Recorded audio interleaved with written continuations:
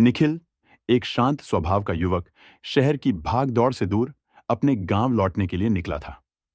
उसका गांव काफी दूर, घने जंगलों के बीच बसा हुआ था। निखिल को गांव में एक बेहद जरूरी काम था, इसलिए उसने जल्दी-जल्दी सफर की तैयारी की। हालांकि जिस बाइक पे उसे गांव जाना था, वो डैमेज हुई थी। निखिल के पास अब एक ही रास्ता बचा था, या तो वह लंबा इंतजार करे या फिर किसी से लिफ्ट मांगे। उसे काम की अर्जेंसी थी, इसलिए उसने सोचा कि लिफ्ट लेना ही ठीक रहेगा।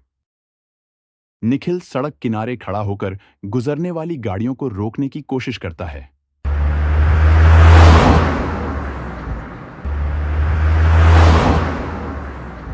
कई गाड़ियां बिना रुके आगे बढ़ जाती हैं। घबराहट और चिंता के बीच निखिल को एहसास होता है कि शायद आज उसे कोई मदद नहीं मिलेगी।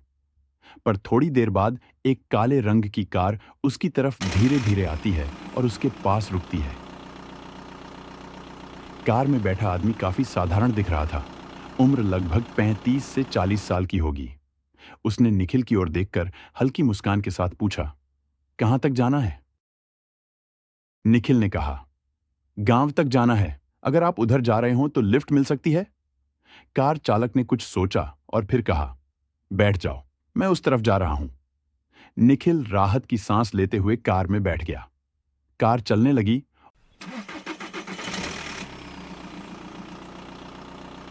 और निखिल और कार चालक के बीच हल्की फुल्की बातें शुरू हो गईं। शुरू में सब कुछ सामान्य लग रहा था, पर थोड़ी देर बाद निखिल को कुछ अजीब सा महसूस होने लगा। कार चालक ने अचानक से उसे घूर कर एक अजीब सवाल पूछ लिया, "तुम्हें डर नहीं लगता रात में सफर करने से?" निखिल ने हंसते हुए जवाब दिया, "नन्ना नहीं, ऐसी कोई बात नहीं।" पर बात धीरे धीरे और अजीब होती जा रही थी। कार चालक अब निखिल की ओर बार बार देख रहा था और उसके चेहरे पर एक अजीब सी मुस्कान थी। निखिल ने थोड़ी असहजता महसूस की, पर उसने सोचा कि यह शायद उसकी कल्पना हो सकती है। थोड़ी देर बाद कार चालक ने निखिल से कहा, "तुम्हें पता है, इस जंगल के रास्ते में कई अजीब घटनाएं होती हैं। यहां पर कई साल पहले एक आदमी का एक्सीडेंट हुआ था। उसकी आत्मा अब तक इस इलाके में भटकती है।" निखिल कहता है, "आप मजाक कर रहे हैं ना?" कार चालक मुस्कुराकर कहता है, "नहीं, ये सच है। पर तुम डरो मत, तुम्हारे साथ में हूं ना।" तभी पीछे से एक ट्रक हॉर्न देते हुए पास होता है। निखिल का मन थोड़ा बेचैन होने लगा, लेकिन उसने खुद को शांत रखने की कोशिश की। अच्छा, ऐसी बातें तो लोग बहुत करते हैं, सभी सच नहीं होती।" कार चालक कहता है, "शायद ना हो, पर ऐसी डरावनी घटनाएं बहुत से लोगों के साथ हुई हैं।" निखिल कहता है, "पर अभी ये सब बातें मत करो। अगर वो..." कार चालक हंसते हुए कहता है, "अगर वो भूत हमें मिला तो उसे ऐसा सबक सिखाऊंगा कि उसकी नानी याद आएगी।"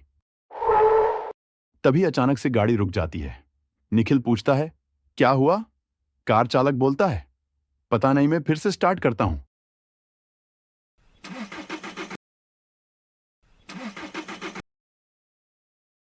कार चालक कोशिश करता है, पर कार चालू नहीं होती। "कुछ नहीं, माइनर इशू होगा, तुम बैठो।" मैं बोनेट खोल के देखता हूं। वो गाड़ी चेक करने जाता है।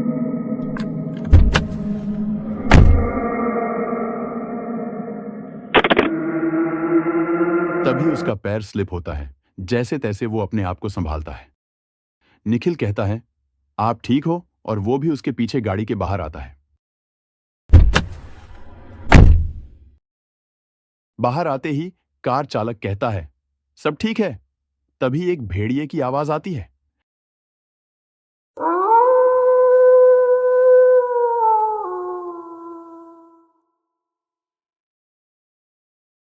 कार चालक डर जाता है। उसी वक्त बारिश की एक बूंद उसके हाथ पे गिरती है। वो चौंक जाता है। रास्ते पे दूर दूर तक और कोई गाड़ी नहीं दिख रही थी। वो जगह पूरी सुनसान लग रही थी। फिर बारिश तेज होने लगती है। निखिल कहता है, "कितना टाइम लगेगा?" कार चालक खुद डरा हुआ होता है, पर उल्टा निखिल को कहता है, "क्यों डर लग रहा है क्या?" निखिल कहता है, "नहीं, मुझे क्यों डर लगेगा?" मैं तो अपने घर में ही हूं, कार चालक कहता है। मतलब मैं कुछ समझा नहीं। निखिल घूर कर कहता है, तुम जिस भूत की थोड़ी देर पहले बात कर रहे थे वो मैं ही हूं। कार चालक हंसकर कहता है, अब तुम मजाक कर रहे हो? निखिल कहता है, नहीं मैं सच कह रहा हूं। इसी जगह मेरा बाइक एक्सीडेंट हुआ था और जिस कार चालक ने मुझे मारा उसके पास मौका था मुझे हॉस्पिटल लेके जाने का, पर उसने मुझे ऐसी ही तड़पता छोड़ा और तब से मेरी आत्मा यहीं भटकती है। अब कार चालक परेशान हो गया। उसके चेहरे से पसीना टिपकने लगा। फिर भी वो लड़खाते हुए बोला, हाँ अच्छा मैं कैसे मान लूं? फिर निखिल के चेहरे पे डरावनी हंसी आती है और उसकी आंखें चमकने लगती हैं और धीरे धीरे उसके चेहरे के हाव भाव चेंज होने लगते हैं और उसका वही एक्सीडेंट वाला रूप उसके सामने आता है। कार चालक अब पूरी तरह से भयभीत हो चुका था। उसके हाथ कांप रहे थे, उसकी सांसें तेज हो गईं।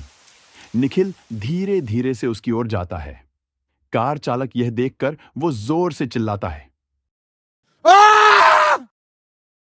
अचानक उसकी आंखों के सामने अंधेरा छा जाता है। जब वह होश में आया तो वह अकेला सड़क के किनारे पड़ा हुआ था। उसकी कार बंद थी और निखिल कहीं नहीं था। उसने अपने चारों ओर देखा पर वहां कोई नहीं था। उसकी सांसें फिर से तेज हो गईं। उसे समझ में नहीं आ रहा था कि जो कुछ भी हुआ वह हकीकत थी या कोई बुरा सपना। लेकिन एक बात तो साफ थी, उस सुनसान जंगल का राज कुछ और ही था। उस दिन के बाद से कार चालक ने उस रास्ते पर कभी जाने की हिम्मत नहीं की। उसे हर बार जब भी वह घटना याद आती उसकी रूह कांप जाती। लोग अब भी उस जंगल की कहानियां सुनते थे पर कोई भी जान नहीं पाता था कि असल में निखिल कौन था, एक यात्री या उस जंगल की एक भटकती हुई आत्मा।